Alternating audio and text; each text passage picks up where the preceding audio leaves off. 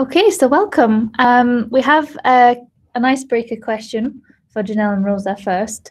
I will read that out and then I'll pick one of you to answer it first. But the rest of the questions, we can just kind of see how we go, pick up whoever would like to go first. So what did you both do before UX? Could you give us a little introduction to your background and how you got where you are now? Rosa, would you like to go first? Sure. What did I do before UX? I actually trained in Chinese literature, so I have a BA and MA in Chinese literature and cultural studies from the University of Edinburgh in Scotland. I was a consultant for 2 years in Portugal, which is actually my home country, where I actually also applied to grad school. And I was accepted at a Chinese literature PhD at Yale. So then I spent about 8 years, 7 to 8 years at Yale, doing basically research, studying, teaching. I eventually finished the PhD already here in the Netherlands, where I'm currently living now. And I took up a teaching position in Leiden University in international studies. So that was sort of my path before UX. Wow. That's very impressive and really cool. Great. Janelle, who would you like to go next? Sure. So I'm originally from Minnesota, and after I finished my undergrad degree at the University of Wisconsin-Madison, I moved to Amsterdam. And the idea was to do a 2-year master's, travel, experience the world, and go back. And instead I stayed. And I did a PhD in political communication at the University of Amsterdam. And then I got an assistant professorship at Erasmus University in Rotterdam, where I was for 10 years before making the transition. And I'm still in the Netherlands. Wow, great. Really good, really interesting journeys all around the world. Perfect. Okay. So we're going to go into the topics now. Again, as we're going, feel free to add questions to the chat or to the Slido. So I'm going to read this topic out first, and then whichever one of you would like to take the first stab at answering, just go for it. So how did you decide to transition from academia, and what were the steps that you took? Janelle, you want to go first? Sure, I can start. Yeah, so I really loved my job. I loved teaching. I love doing research. I'm a researcher for sure, but I think I always had kind of a feeling that it wasn't the right environment for me professionally. It just didn't quite fit me. I really missed, kind of having as a part of my job really action-oriented research. I wanted my research to really impact the people I was researching, and that would be kind of the main goal of my research. So I think when I heard about UX, I actually didn't hear about UX until about 2018. And I really thought this sounds exactly like every part of my job that I love, but none of the parts that I don't like. And so that's when I started talking to people and networking and really thinking about, would this be a good fit? And the more people I talked to, the more interested I got in the field. And that's kind of, was the trigger, I think. I think similarly for me. So I guess like a lot of people who leave academia, I had actually been thinking about leaving for quite some time, since even before I finished the PhD. But at least for me, it's sort of one of those things like when your identity, or when my identity was so bound up in my role as an academic, it was actually a pretty hard and fairly emotional decision even. So it took me a really long time to wrap my head around the thought of myself as a non-academic, or what that would even look like, or like what career path that I actually could mean. Just over a year ago, I actually joined a group of people in this group called Open Post Academics, and it was there that I was actually able to, with a bunch of people who were thinking along the same lines, to think about this as like an actual possibility. So when my university contract ended, I'd already been thinking a lot about post-ac or an academic alternate career. Someone I knew on Facebook randomly mentioned that they were advertising for a UX writing job. It seemed really interesting. I applied. Of course, I didn't get it because it, I think, was pretty obvious from my application that I had known about UX for like a hot minute. So it was obviously pretty bold, but it was really exciting to apply to something new after having learned about it for fairly recently. So I essentially, I think, spent the summer of 2020 just reading as widely as I could about UX and trying to figure out if it was something that I wanted to do.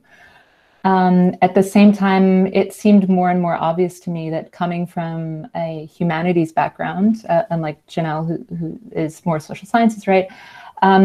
It seemed that I'd have better luck as a UX writer because I already had the background and I already had those skills. So I invested in certification as within the with the UX Writers Collective. And then I basically did a lot of networking, mostly through LinkedIn. This is actually how I met Janelle. She was kind enough to respond to a meeting request with me. This did not come naturally, I think. I don't know how it is for other people, but like networking was not something that I was sort of super fond of doing.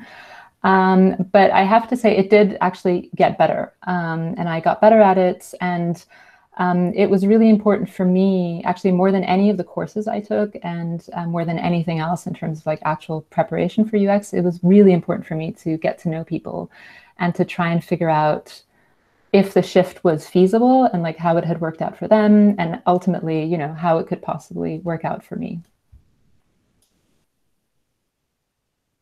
Fantastic. That's really detailed. In fact, it kind of leads quite nicely onto the next part, which you've both touched upon in terms of what were the main push triggers for leaving academia and what were the main pulls of UX. Do you feel like your initial assumptions are correct, or do you think you kind of had to adapt and move through since you've gone into UX? Yeah, that's a good question. Yeah, so my initial assumptions, the when people ask me, because if you start interviewing for well, in my case, UX research roles, you're going to get that question. You know, like, why don't you want to stay in academia? Why would you leave academia? And the things that I would say in interviews actually still, I think, are the things that I would say about it now. And I think for me, I mentioned this a bit already. One thing was that the pace is quite slow in academia. Of course, there are moments when you're really completely swamped with like teaching or you have a paper deadline. There are those moments where you could just be working, you know, 15-hour days for a week to get it finished.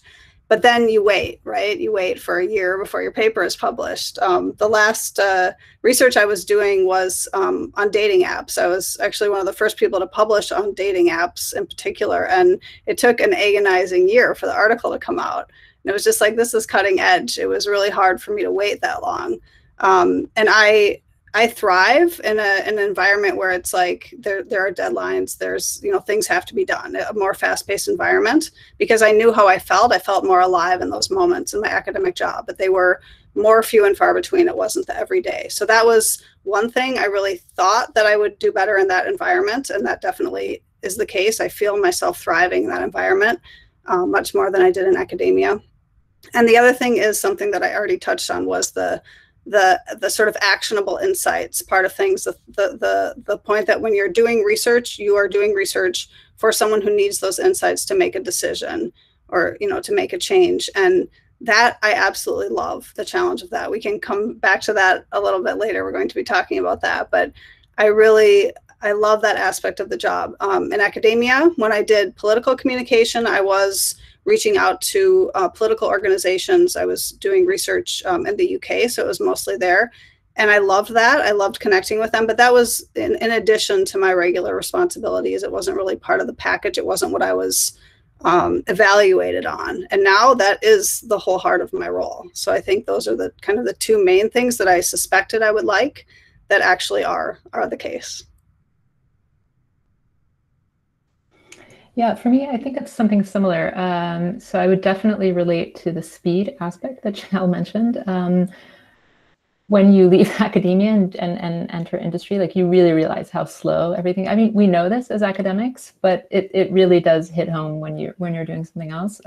Something funny happened to me just a few weeks ago, which is like, so I joined my current role. I joined the company I'm in now in January. I really only transitioned, I would say like a year ago, but this is like my first proper content design job since January.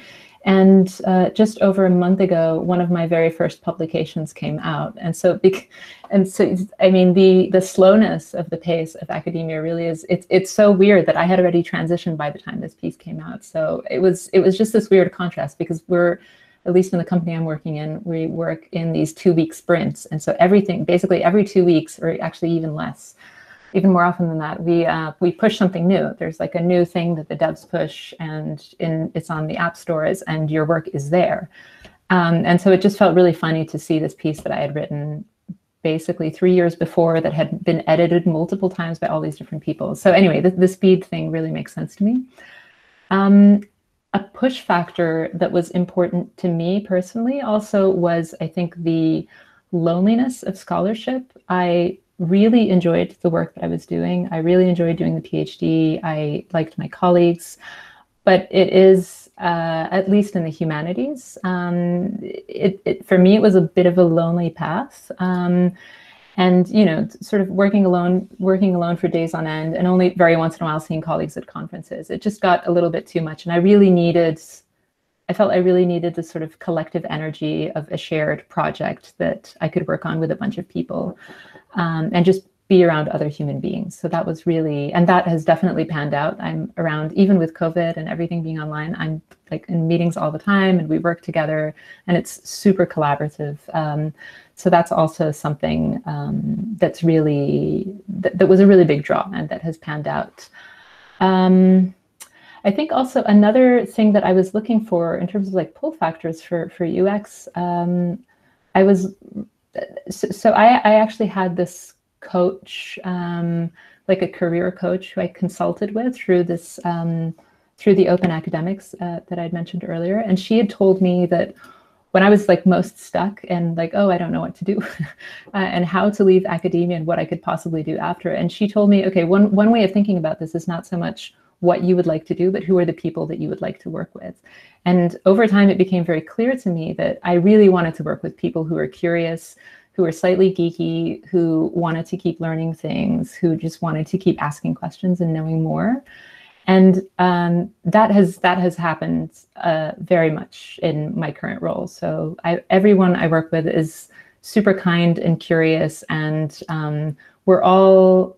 it's really nice that we're all kind of winging it in the best way possible. Like nobody is an expert, and that's actually a really good thing. Like we're all learning together, and we're all trying to figure out how to do this thing that we're doing. So there's no expert who has the last word on something, and that sort of lack of hierarchy and of like a constant sense of learning, I think, is something that I really enjoy in the field thus far.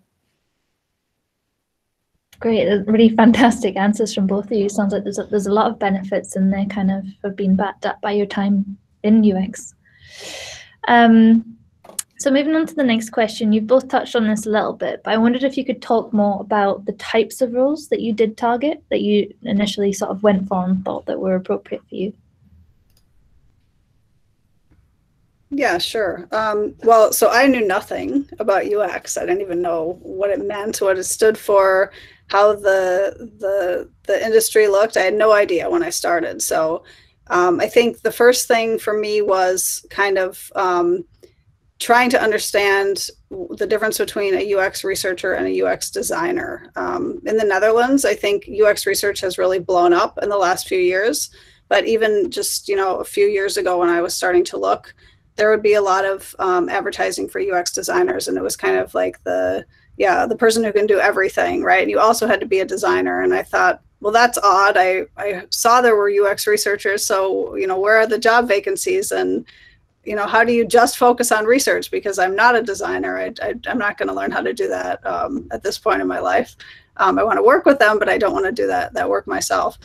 So it was kind of figuring that out and puzzling that out kind of as I went. And I did do the only course that I did in that period was it was through General Assembly, and it was a UX design course. And the reason I chose it is because they had a research element there. It walked you through the whole UX design process. So that was yeah, like a super useful thing to just kind of see that research is an essential part of UX design, and then there are companies that want exclusive researchers for that job.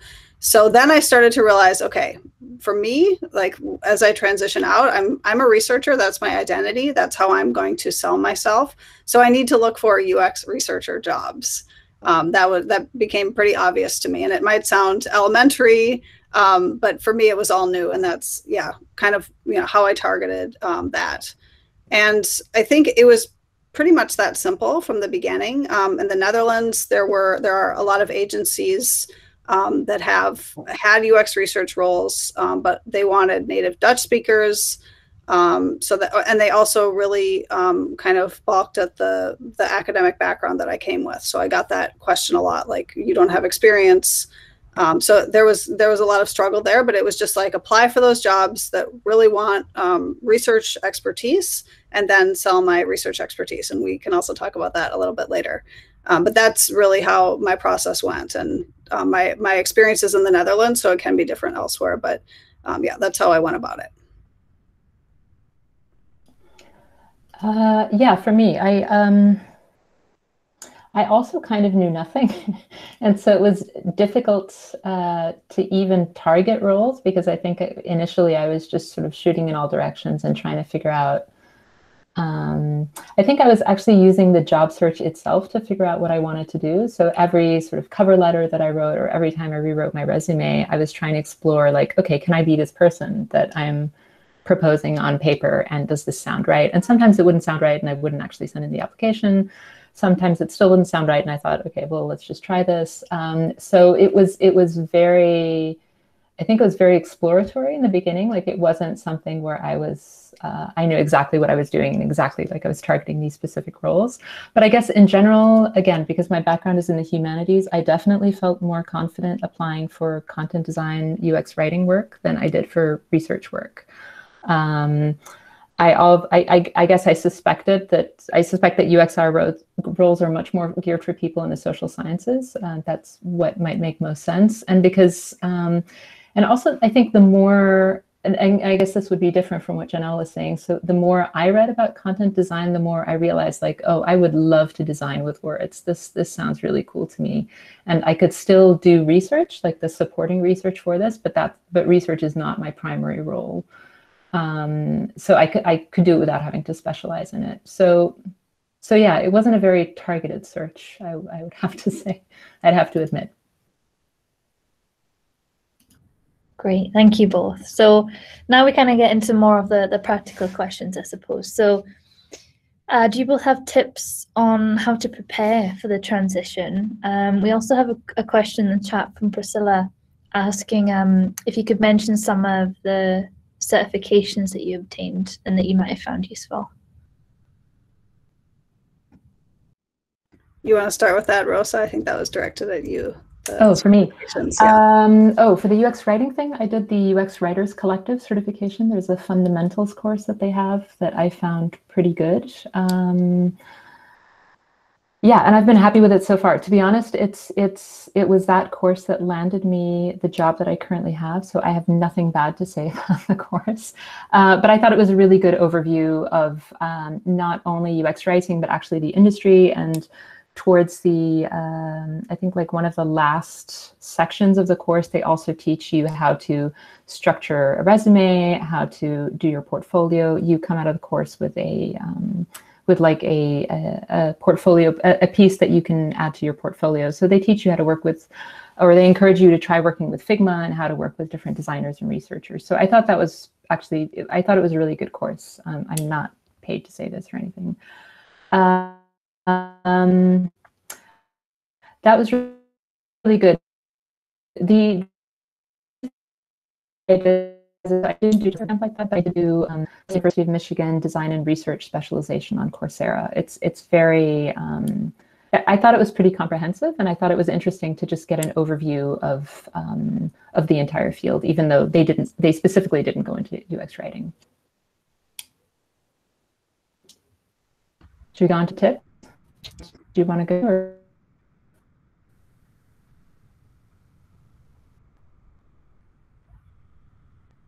Oh, I think Rosa froze. Okay, I'll go ahead for now. That's fine. Tips. So I think the number one tip is network. That is, I think, the most important thing that you can do. I think applying for jobs blindly without networking is, well, maybe not a complete waste of time, but your time is much better spent making personal connections with people.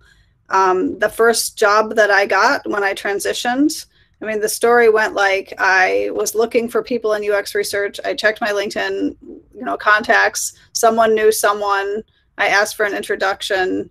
I talked to that person. And then when I was really applying, she's the one who pointed out the vacancy of the job that I eventually got. So that's not, the neatest process, but that's how it works. And I think building your network. So I know looking for jobs, I've been a UX Coffee Hours mentor for 6 months, and I talk to people every week about this. It can be really exhausting, I know, and it can be really hard to, be constantly applying, but reaching out and networking and building that network, it's not just about finding the job you want now that you've been searching for sometimes months. It's about building a network that will last you your entire career.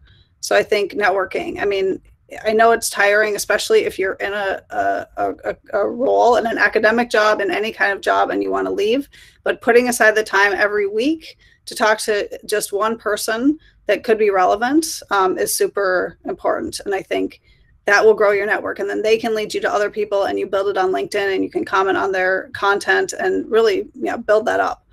And that's not to say that everyone who you reach out to is going to respond immediately with a smile and a list of options for times you can meet. Some of them will completely ignore you. You'll never hear from maybe half of them, but you will find people who will be willing to talk to you. And it's not that they don't want to talk to you. Usually it's that people just are really busy and you just have to catch them at a good moment. But it's worth it. Sending out 10 messages a week, you get maybe one response, it's worth it. So I would say that is my number one tip. I think that's universal across any job search, but that is what did it for me, for sure, was my networking. Sorry, I think my connection went down. You're back. I'm back. So I would say, yeah, the exact same thing, networking. I would emphasize, however, so it's definitely about building your network, and maybe these people can lead you to people who may be able to find you jobs, but that's not really, for me, that's not even the most important thing, at least for me, because sort of imagining myself as a non-academic was really the biggest hurdle. I found that networking was super useful to just formulate my thoughts out loud, to actually sort of imagine myself as this other future version of me who was not an academic and who was doing UX or whatever the case may be. So even if your thoughts are vague or incoherent at first, I think it's still really useful to voice them and to speak to another human being who actually has a job that you might be interested in. So I think that's definitely, I think, something that's the most helpful. But related to that, I think it was also really good for me to take, I'm very organized, and I take lots of notes. So I would say take notes and journal or do something like that, right? So again, this process is really, it's really about self-discovery, and then the actual practical steps, I think. So definitely write down the practical stuff. So how the people who you're speaking to, how they transitioned, how they find their jobs, who they recommend you speak to, but also try and begin to imagine alternate paths for yourselves with those kinds of notes. And actually, I would say use networking almost not so much as a way of narrowing down on answers, but actually opening up a range of other questions. Because if, again, you've been imagining yourself as an academic for so long, it's really hard to get out of that mold. And the more questions you can ask about yourself and about like what types of other jobs there are out there, even within UX, like what kind of UX fields you're interested in, the better placed you are to make those kinds of decisions and to apply for jobs and to speak more confidently in interviews. So yeah, I think that's that would be definitely my biggest tip, still networking. Perfect. Okay. So a couple of topics left, and then we'll move on to audience questions. So these two things are kind of related. So what are the overlapping skills that you have from academia that you can take into UX? And then, from that, how did you set up your resume? Yeah, well, for me, moving to UX research, so I can relate, Rosa, to what you were saying about the academic identity and losing that. And I remember feeling like, yeah, I'm leaving my identity behind. How will this feel? Who am I? What will I be if I leave? And the thing for me about UX research is that I realized even within a few months that I am a researcher. That is my identity, and I am still a researcher. So I've actually completely kept my identity. I've just moved to a new professional environment. So that was a really nice discovery for me. But I'm saying that because you're talking about transferable skills, and I think about research and teaching just very, very broadly as the two sort of skill sets that I brought from academia. And yeah, the research, I mean, yeah, I think it's pretty straightforward. I was a researcher. I have to learn to do research in new ways, but my expertise in research is what I'm hired for. I think it's why I was able to start in a lead role, why I've had a lead role in the second job that I had, because I had that expertise. I had to convince my hiring manager and the people who've interviewed me that those skills are transferable, and that gets into the resume part. But that expertise is the same. I'm still a researcher, so I'm not doing something entirely unrelated to my previous career. And then the teaching aspect, this was actually quite a surprise to me. And I mean, I'll talk about this too, perhaps a bit later, but the thing is, when you're in academia and you have colleagues who are academics, who have PhDs, who've done research for years, and that's what they do, everyone's drank the Kool-Aid, right? Everyone believes in the research process. Everyone sees this as sort of the way to do things, the way to view the world, the way to gain knowledge and answer questions. That isn't necessarily the case when you move into industry. It depends really on the company. But I discovered that not to say in any way that stakeholders are like students in any way, but I've had skeptical students, right? I've had to convince students of this method and this way of gathering knowledge and the importance of it. I've had to do that as well in my job now. So I see my skills as a teacher, as a lecturer, actually coming back. And I'm remembering that a lot. It's a very different environment. I am not a teacher. They are not a student. We are equals. Actually, often they're higher in the hierarchy than I am. But that ability to explain things and to draw on kind of the skeptical environment and use those teaching skills has really paid off for me. So I would say that was more of a surprise to me. I didn't expect that. Rosa, do you want to talk about those things? Then maybe we can circle back to the resume writing. Sure. I would definitely agree on the teaching. I was just thinking now when Janelle was talking. I guess teaching is actually one of the things I really miss from academia. But I really like that you use the same skills of like adapting who you're speaking to. I mean, if you're a conscientious teacher, you're trying to figure out like, okay, how are people learning best? You have some more quiet students, you need to get them to speak up. You have the louder students, you need to like tone them down a little bit so that other people can have a chance. So there's all these different ways, and different classes have different dynamics.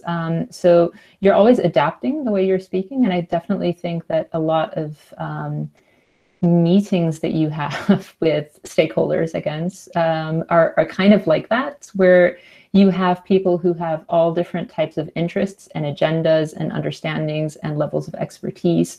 And you need to sort of be able to, I think, or yeah, maybe that's just the teacher in me, but I think you do need to be able to bring all these people together and to show them Like even when there are certain small disputes, like you can take your teaching expertise and sort of explain like, well, actually, this person's position is also valid, and try and show why that is the case.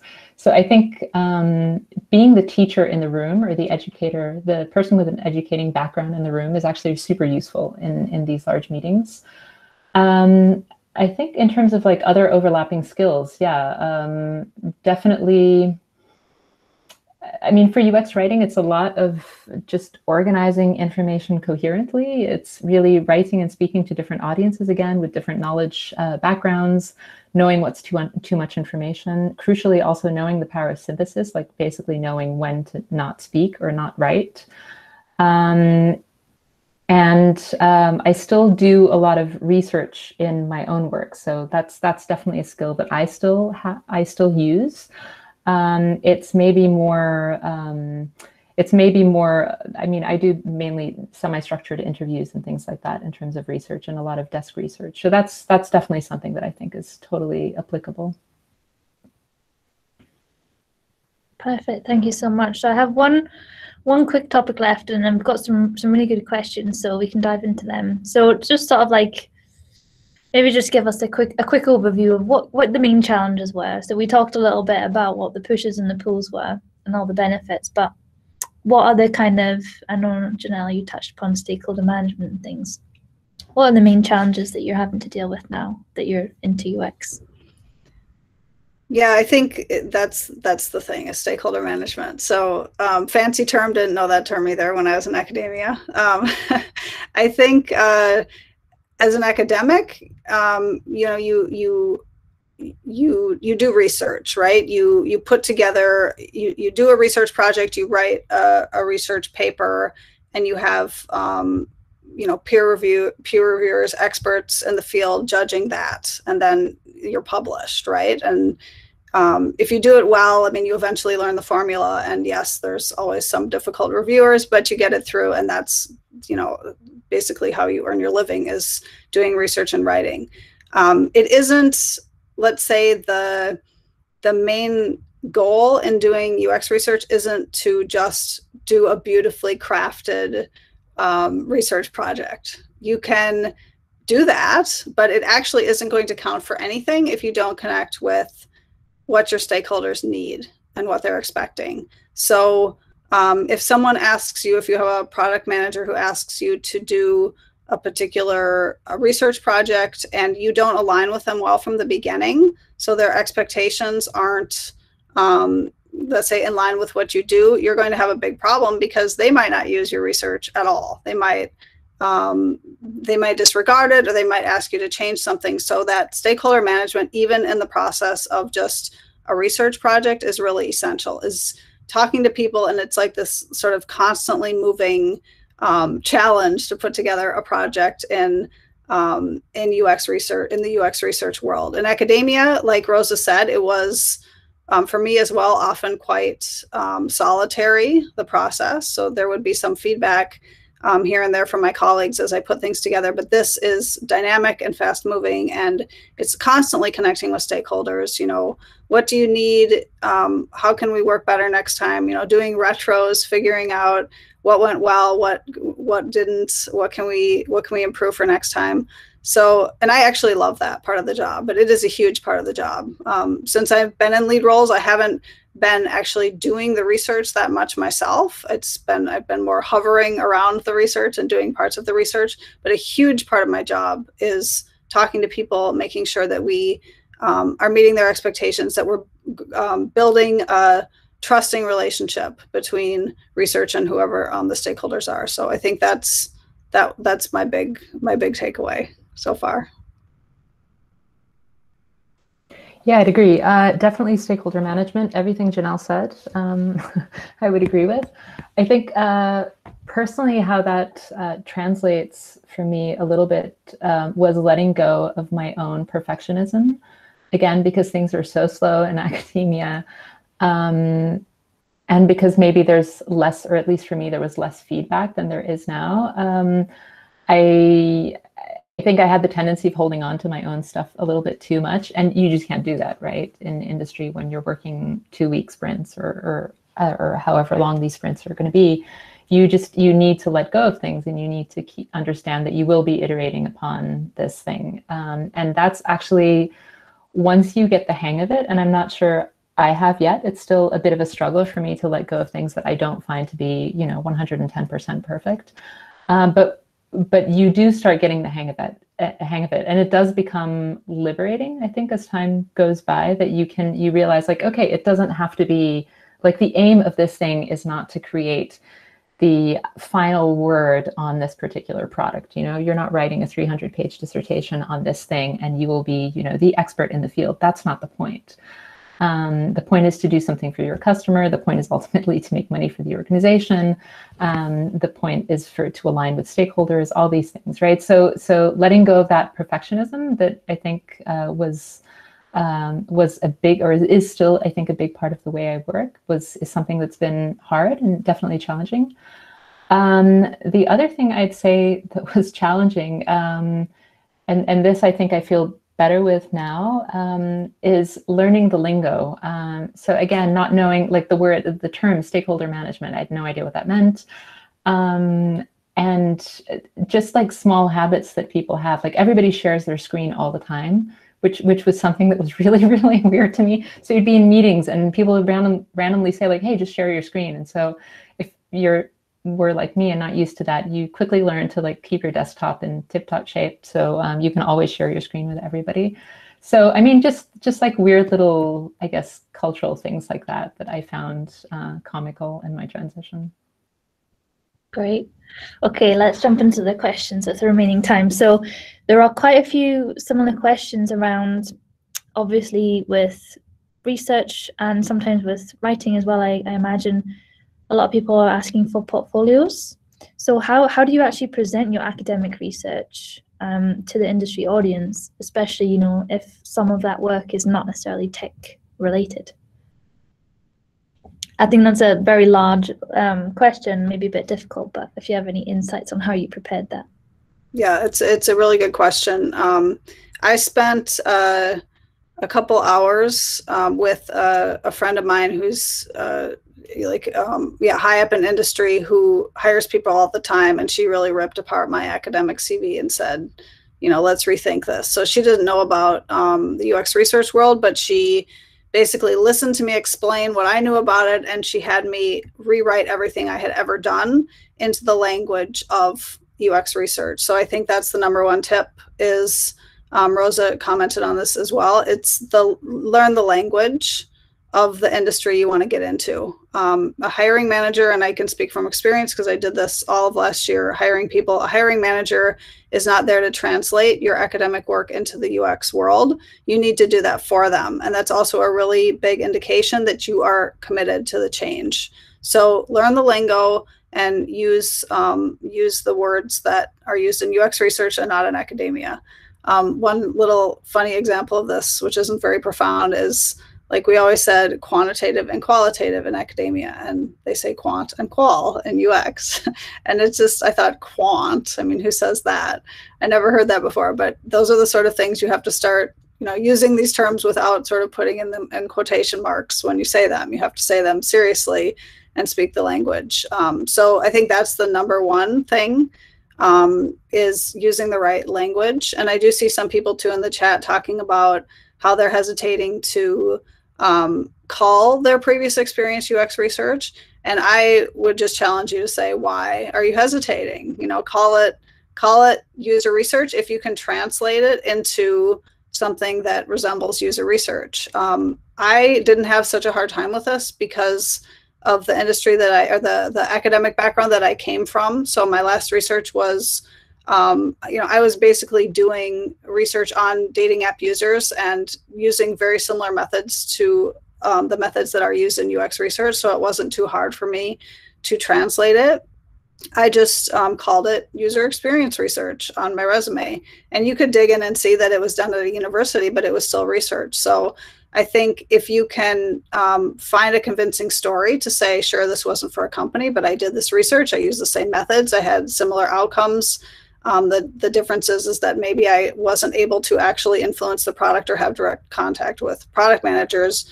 Yeah, but I would say go for it. Just do it. I did it. I mean, it worked for me in the end. And now I have the, let's say, real experience on my resume too, but that's what I did to transition. So I do think that's okay. I think that's acceptable to do it.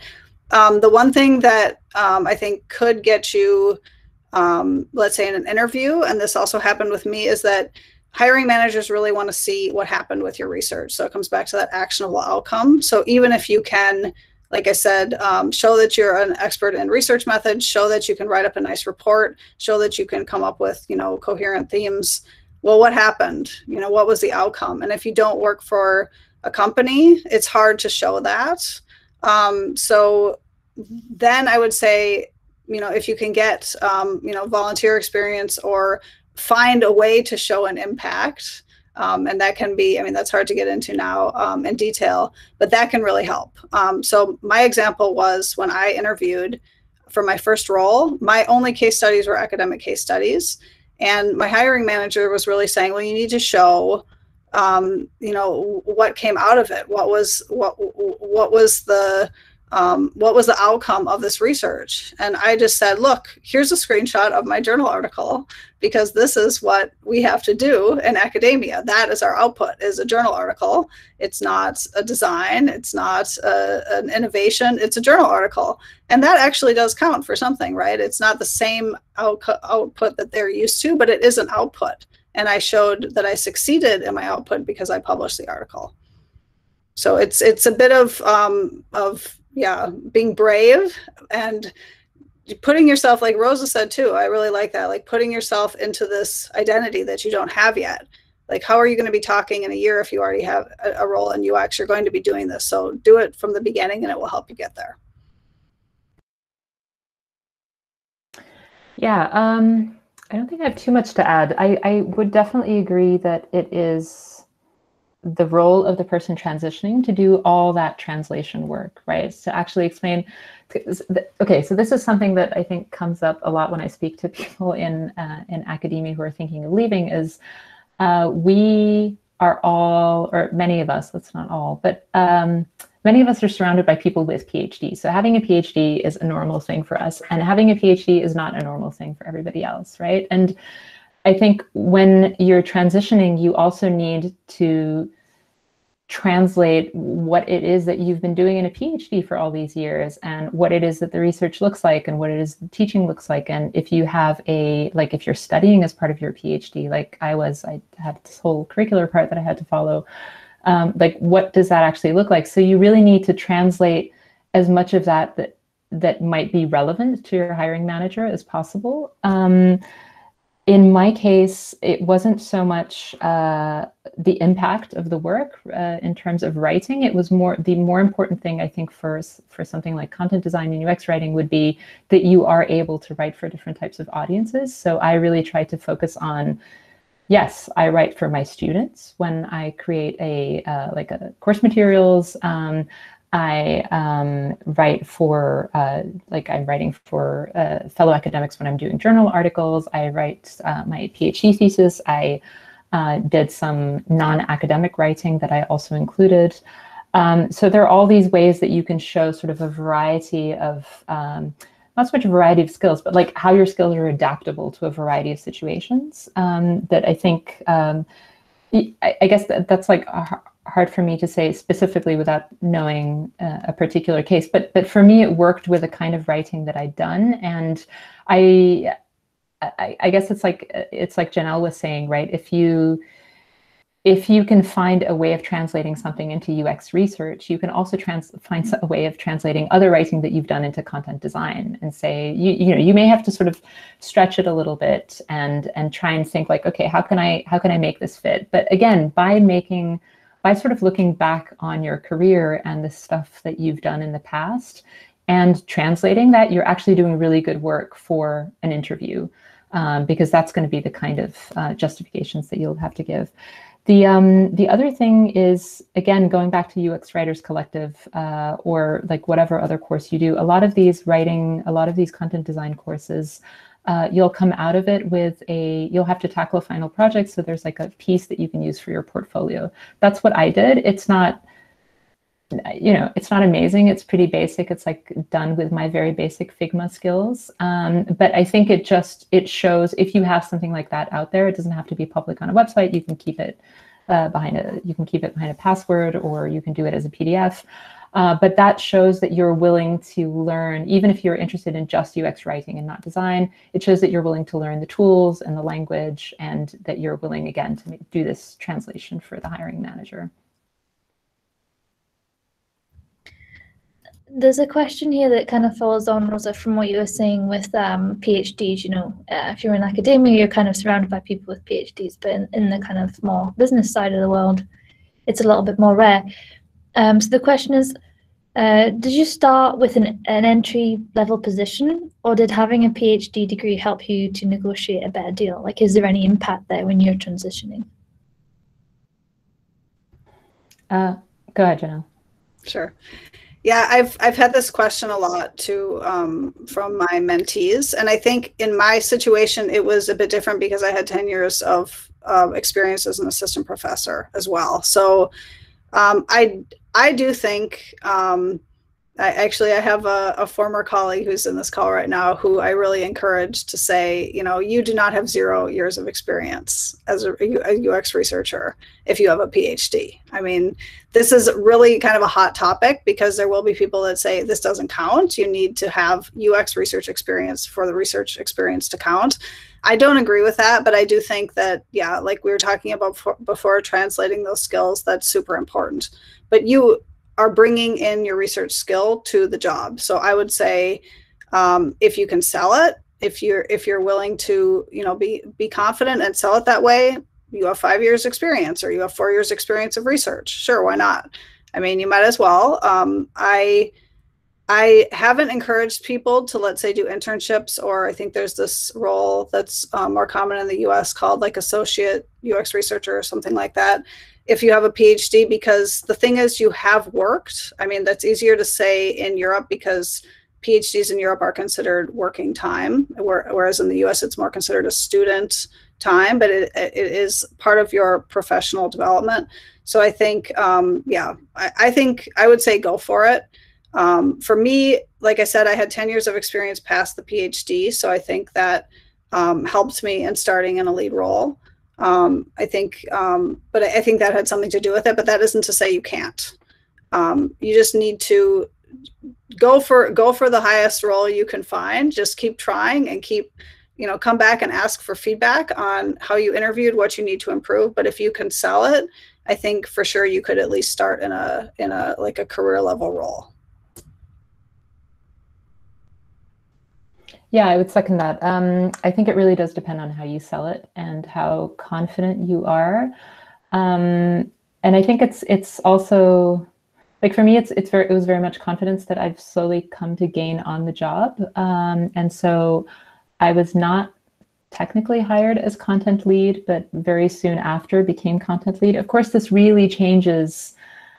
This is like really specific to where you work, right? If you join a very large company where the roles are very well defined, then this may be a little bit more difficult. But if you are joining a startup where things are a little bit more in flux and roles are sort of constantly changing, and you have a little bit more of an opportunity, I think, in startups to carve out your role, then you can carve out a more perhaps a more senior or a position with more responsibility for yourself. And I think that's very much company dependent. Yeah, I don't think I have anything else to add. PhDs are, it's funny. I think having a PhD has helped me, I would say, be listened to maybe a little bit. But it does count, I think, as Janelle was saying, as experience. I don't think people are sort of thinking like, oh, this person has a PhD from this university, and so I should, you know, particularly listen to them. But it does count as a bunch of working experience, and so I think it's definitely something that you can sell if you have a good narrative for it, and if you practice that narrative and believe in it. Great, that's really interesting discussion there. So I think we've got time for one more question. There's one here that I think is probably a nice kind of a thing to end on in terms of setting yourself apart from the rest. So how do I differentiate myself from other academics going into UX? And then sort of wider to that, how do I differentiate myself from non-academics going into UX? What sets people apart? Well, only one thing has popped into my mind, and it's for the first part of this question, and I've had this question too. I would say, I mean, depending on what field you're in, I mean, I agree with Rosa that I think the connections are clearer if you're in the social sciences, at least in terms of maybe the topics that you focused on. But what is your PhD expertise in? Are you interested in following that in any way into industry, right? I mean, are there companies that are working on products that are relevant to the research that you've done? I mean, that is one way to really differentiate yourself, because you have expertise already in the topic. It's in academia and not in industry. But I mean, maybe target companies like that. It kind of goes back to this like generic versus targeted search, and like rich networking versus just, yeah, applying for jobs blindly. Really target that search and look at what skills you have. I mean, it could also be, you know, a skill, like a method that is particularly desired by a particular vacancy, but it could also be the kind of company. So I would say that can really differentiate you when you're trying to stand out from the crowd. Yeah, I would say try to figure out definitely what it is that you want to work on. So in my case, my dissertation topic was on, this is getting really into the weeds. My dissertation topic was on modern Chinese literature from Macau and from like identity perspective, and it touched a lot on migration and racism and stuff. So it was actually kind of a perfect match to sort of pull a narrative out of with my current job, which is we're a fintech startup that mainly sends remittances from people who are mainly from the Horn of Africa, many other African countries, but mainly Horn of Africa, living in the West and sending money back home. So there was this whole narrative about migration and identity that I could weave in with my own research. So that's how I think I differentiated myself for that particular job. But that's very much job specific and role specific. And I think, again, this idea of narrative is that you will have to create a new narrative for each job that you're applying for. You have to make it make sense to the hiring manager. You can't have the PhD be something that sort of stops them in their tracks. You have to make it into an opportunity. And I think one other thing that I had actually forgot to say earlier in terms of UX writing specifically, I don't know if this applies as much to research, Janelle, maybe you can correct me. Lots of people are transitioning into these roles, right? This is not, especially UX writing, it's not something that has been in existence for the last 10 years. So it's not like you're, it's not like everybody else has around 10 years experience or anything like that. Everybody's transitioning. And so everybody's trying to figure it out as they go along. And for me, at least, that was actually very comforting to feel like, okay, everybody's transitioning from journalism, from marketing, from academia, from wherever, from whatever other role. And that means that a lot of the times, especially I would think in startups, there is some leeway into understanding like, okay, these people are actually coming from a slightly different background. And as long as you can explain the background, I think you're halfway there. Yeah, I just want to follow up on one thing because related to this, because I'm seeing this last question in the chat here. Yeah, if you can find a way to connect the research that you've done in your dissertation to the role that you're applying for, great. But yeah, geeking out about the topic in the interview, I would say maybe hold back a little bit.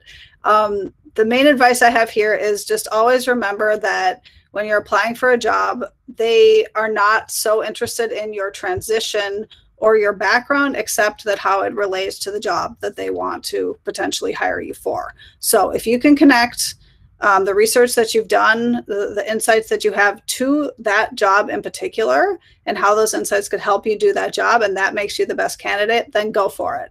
Just be careful not to just start talking about it within your own enthusiasm, and really keep it focused on the job you're trying to get. because that's why they're talking to you, is they want to see if you're a good fit for the job. Yeah, I agree. Geek out once you get the job. Yeah. That's the safest Then it's path. fine.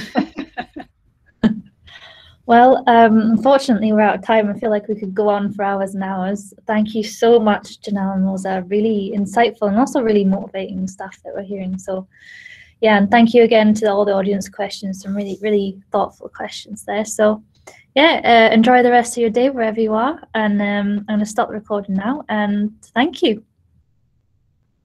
Yep, thanks, everybody.